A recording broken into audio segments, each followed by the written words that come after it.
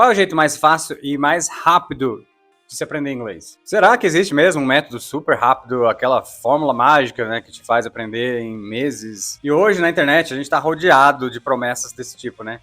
Então hoje eu vou trazer a minha visão sobre isso, baseado na minha experiência dentro de sala de aula, né, já são 15 anos dentro de sala de aula, e as minhas observações, né, de como os alunos aprendem, né, de como é o processo de aprendizagem no modo geral. Então, para mim é o seguinte, principalmente quando a gente vê essas promessas milagrosas, né, aprenda inglês em 1 mês, 2 meses, 3 meses, enfim. Tem algumas coisas que a gente precisa analisar. Então, a primeira coisa que eu gosto de analisar é o processo de aprendizagem natural, como é de uma criança. E uma criança começa a formar a sua linguagem a partir mais ou menos de uns 6 meses de idade. Então, a partir desse ponto, ela começa a entender, né, padrões, formar os padrões de linguagem, de comunicação na mente dela. E aí é importante a gente analisar o seguinte: quanto tempo, então, a partir desse momento, desses 6 meses, que ela vai atingir a fluência total, né, de falar, de entender, ser entendida, desenvolver uma ideia, algum raciocínio. Porque até então, o que a criança faz? Ela ouve e repete. Ela começa por palavras simples, depois mais um pouco ela começa a repetir alguma frase mais curta, e só então ela vai evoluindo. Então é um processo que vai acontecendo. E qual é o ponto? Quando é o momento que ela consegue já criar, formar frases, trocar uma ideia ali, né, raciocinar, geralmente vai ser lá depois dos seus 2 anos e meio, 3 anos de idade. Eu até costumo usar esse exemplo com os alunos, brincar com eles, né? Porque assim, você nunca vê uma criança de 1 ano e meio, o pai, a mãe chega em casa, a criança vira pro pai e pra mãe, né? Oi, pai. Oi, mãe. Como é que tá? Tudo bem? Como é que foi no trabalho? Você tá cansada? Você quer alguma coisa para comer? Você precisa de uma massagem? Então, quanto tempo de fato a criança levou até chegar num nível de fluência desse tipo? Considerando que ela começa a aprender a partir dos 6 meses, né? Vamos colocar aí 2 anos e meio, 3 anos. Porque, gente, não é somente o processo de aprender e repetir. Tem coisas, tem padrões que nosso cérebro ele leva tempo para ele perceber, para ele construir. A questão de pronunciar as palavras corretamente também, existe um processo que não é só no nosso cérebro, ele é mecânico, usando a musculatura. Já viu que criança aprende a falar as palavras, mas ela pronuncia tudo errado e vai assim por um tempo, até que mais pra frente ela começa a pronunciar mais corretamente. Então, isso aí é processo, isso aí faz parte, a gente não pode eliminar, não tem como a gente pular essa fase. Funciona para crianças e também funciona para adultos. E esse processo mecânico, mesmo para nós adultos, mesmo que a gente já fala, a gente já é fluente no português, né? Somos nativos aqui do Brasil e tal. Mas, por exemplo, quando alguém vem com um trava-língua diferente, algo que você não ouviu, a gente vai tentar falar e trava tudo. Por quê? Envolve mais a parte mecânica. Você entende, você ouve a pessoa falar, você entende, na hora que você vai repetir, tipo, não sai. Então, considerando esse tempo todo do processo natural de aprendizagem da criança e esses outros processos, tipo processo mecânico envolvidos, realmente é possível afirmar que existem métodos que vai entregar uma fluência em 3, 6 meses que seja. E eu falo disso porque eu já comprei alguns métodos para testar. Eu quero saber que se realmente há uma fórmula mágica, eu vou usar, lógico. Mas aí a gente percebe que a promessa é uma, o que se entrega é um pouco diferente. E o que eu percebi, assim, é uma entrega mais do básico, da fluência do básico. E a gente sabe que na prática não é bem assim que acontece, né?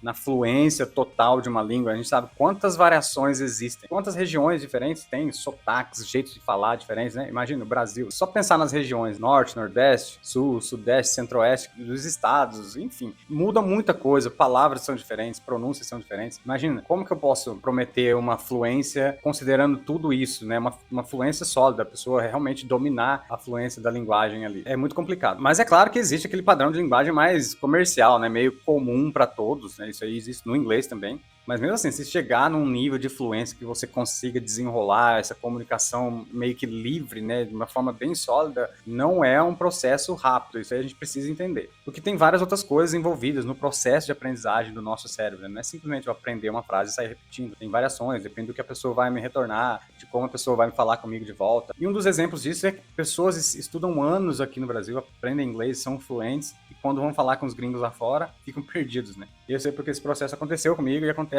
com muitas pessoas também. Então isso também não quer dizer que a gente vai ter que ficar anos e anos estudando para chegar num padrão razoável de fluência na comunicação, porque hoje também a gente dispõe de ferramentas pedagógicas, entendimentos que a gente já tem do processo de aprendizagem da mente humana, que a gente pode fazer com que esse processo se acelere, mas não tanto, né, igual as pessoas prometem por aí. E qual que é a dica, então, para você aprender de uma forma mais rápida, mais eficiente, né, a construção da sua linguagem? Basicamente, é o que trabalhamos aqui na escola, com os alunos, que é a formação de vocabulário e a construção verbal. E por que eu foco tanto na construção verbal? Porque eu entendo que é a única coisa que varia bastante. A gente tem os verbos, a gente tem as conjugações, a gente tem as estruturas, perguntar, afirmar e negar, ninguém foge disso. E também tem os tempos verbais. A gente fala do que faz, são os hábitos, do que a gente fez num tempo específico, o que a gente vai fazer num tempo específico no futuro, das experiências, o que a gente já fez, ou de algo que começou e ainda não acabou, tudo que acontece, tudo que já tem acontecido. Enfim, todas essas variações acontecem em relação aos verbos, às construções verbais. E nesses dois casos, o mais importante é ouça, repita as palavras, repita as frases, as construções, porque daí, aos poucos, você vai construindo esse jeito de falar, não só o jeito de falar, né? O jeito de pensar, de raciocinar, como que realmente funciona essas estruturas na prática. Quando você for aprender um verbo, não aprenda só um verbo em si, o verbo work, trabalhar. Beleza, mas como que eu vou conjugar? Quais são as formas conjugadas desse verbo? Eu trabalho, você trabalha e tal. E aí você vai descobrir que no inglês é muito mais simples do que no português. A estrutura verbal do inglês é muito, muito simples. Em geral, a gente tem 3 formas conjugadas para cada verbo só. No português, sei lá, vira 80, mais ou menos. Enfim, são muitas. No inglês, basicamente, nós temos 3. O presente, o passado e o particípio. E com essas 3 formas conjugadas, eu conjugo esse verbo em todos os tempos verbais possíveis, é sério.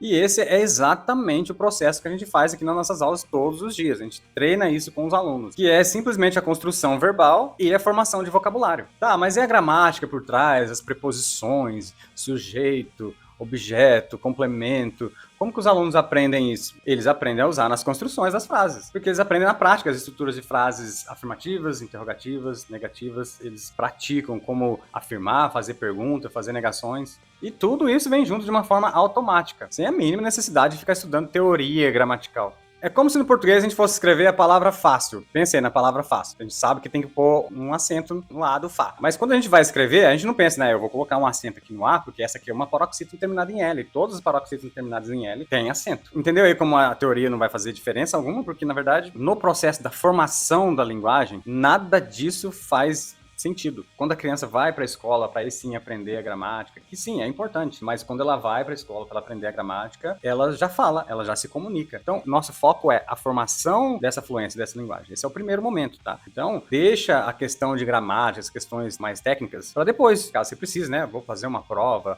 tem um concurso, que é o que a gente, exatamente o que a gente faz no português, né? Quando tem um concurso, uma prova para fazer, a gente não vai ter que estudar português para provar que a gente é fluente? Não. Mas, né, é um critério, precisa saber, precisa conhecer, tudo isso é importante, a gente não tá negando isso, mas no processo da formação da fala, da construção da linguagem, nada disso faz sentido. E se você quer aprender inglês dessa forma natural, do jeito que a criança aprende, fazer essa formação da sua fluência sem se preocupar com teoria, com gramática, aqui nós temos um programa perfeito para você, que vai te levar do zero à fluência no inglês em 15 meses, com apenas 2 aulas semanais, turmas reduzidas de no máximo 4 alunos, e um método que é 100% simples e prático. É só vir falar com a gente através dos contatos no perfil.